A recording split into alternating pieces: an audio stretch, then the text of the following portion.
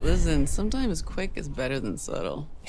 Hi, and welcome to the YouTube channel I made for the sole purpose of ranting about that line and everything it represents. If you like what you see, please leave a like, comment, and subscribe for future videos. A few disclaimers before we begin. Everything in this video is my personal opinion and is not a reflection of the talent, skill, or capabilities of anyone involved in creating the Old Guard 2. I fully recognize and acknowledge the monumental effort that has gone into making this movie. And now, onto the video. What is The Old Guard? The Old Guard is a graphic novel written by Greg Rucka, a comic book veteran who has contributed to both DC and Marvel Comics and produced a number of creator owned series such as Lazarus and Black Magic. The Old Guard follows a group of 4 immortal warriors of varying ages and backgrounds as they grapple with a new addition to their group and an enemy looking to exploit their secret for financial gain. The 5-issue comic series was a hit and was soon picked up by Hollywood. In 2020, Netflix released The Old Guard, directed by Gina Prince Bythewood of Love and Basketball and The Secret Life of Bees fame, starring Charlize Theron as protagonist Andromachy the Scythian, or Andy as she is called in the story. This video isn't about why I love The Old Guard, but full disclosure, I unironically loved the movie when it came out and continue to enjoy it to this day. I know that over the years, the movie has garnered mixed reviews. It has its flaws and plot holes, and certain characters could have been drawn better. But overall, I'm a fan of the female led, organically diverse cast who kick ass in spectacular ways. I couldn't wait for the sequel. Just a few weeks ago, Netflix dropped The Old Guard 2. I watched it a couple of days after it premiered, and, well, I am now making a video on my brand new YouTube channel, created just for this purpose. Reason 1: Conflict. There will be heavy spoilers for both The Old Guard and The Old Guard 2. Proceed at your own risk. In the first movie, the conflict that Andy's team face is very realistic. A money hungry big pharma CEO is out to capture and study the immortals for as long as it takes to extract their healing power and immortality. This is an excellent conflict because it ties into character. When helping Niall make sense of a dream about Quinn, an immortal who is trapped in an Iron Maiden at the bottom of the sea, Nikki explains that their greatest fear is to be captured. That's the reason why we dread capture. Spend eternity in a cage. We see this in how fiercely they resist capture, how desperately Andy struggles against her captors when she is bested. The threat also exposes different characters' motivations and moral compass. Booker, who has always hated being an immortal, betrays his team and allows them to be captured because he was promised that Merrick, the big pharma antagonist, could find the reason behind their immortality and potentially find a way for Booker to become mortal.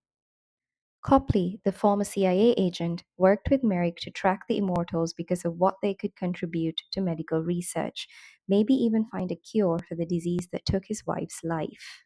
It even shows that Merrick, ostensibly only interested in what the immortals can reveal about human physiology, has a sadistic streak a mile long.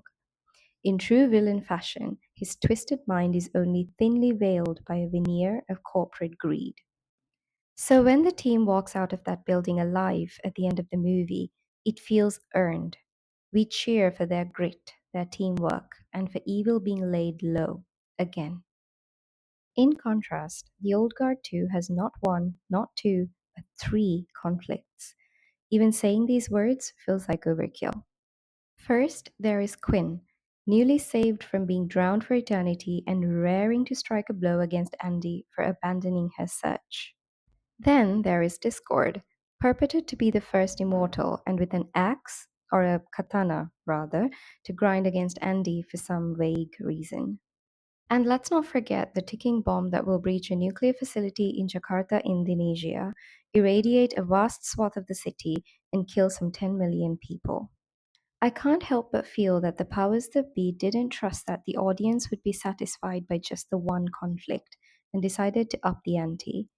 But one of the most satisfying things about the first movie, at least for me, was that the threat to the team was proportionate to the story being told. They are afraid of captivity, they are captured. The group is struggling to find purpose. The conflict reveals their purpose at the end.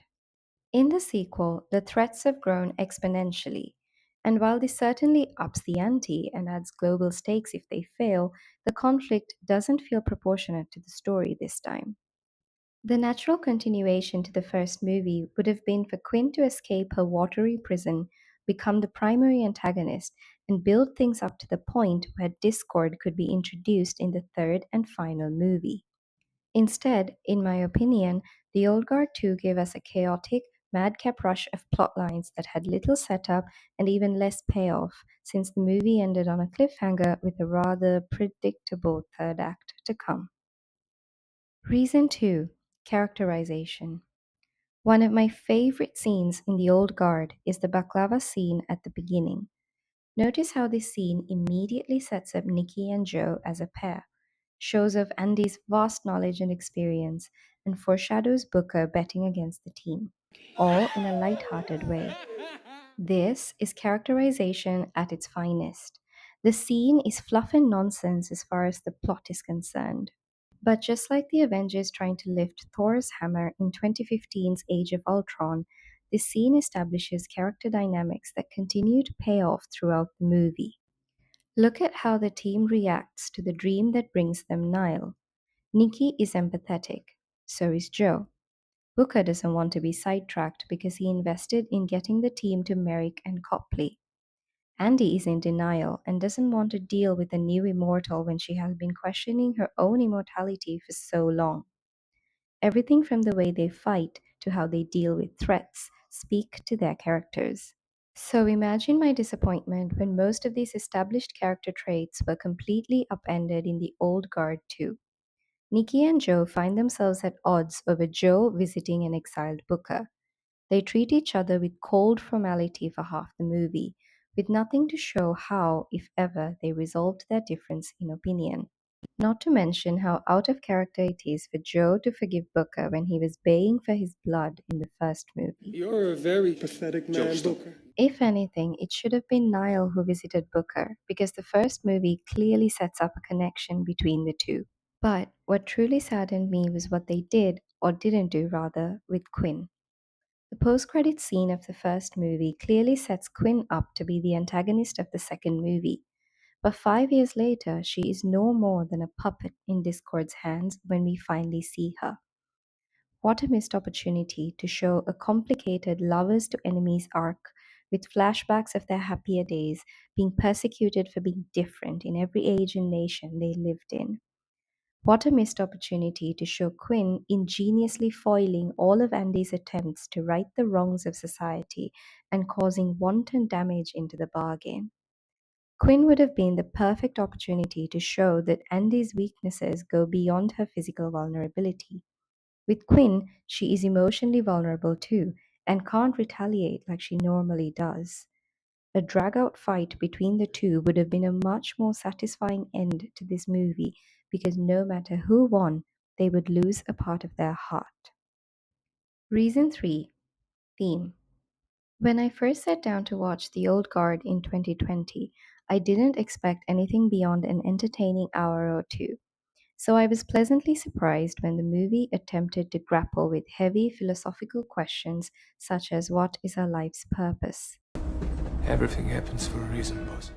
The characters frequently discuss the meaning of life, death, the complexities of love and loss, the guilt of letting go, and the pain of abandonment. None of these conversations felt superfluous, coming as they did from characters who are hundreds and thousands of years old, characters who would have naturally asked these questions due to their circumstances. If I had to sum up The Old Guard in one message or theme, I would say that it is a reminder of our individual contributions to society, the butterfly effect we each have on this world.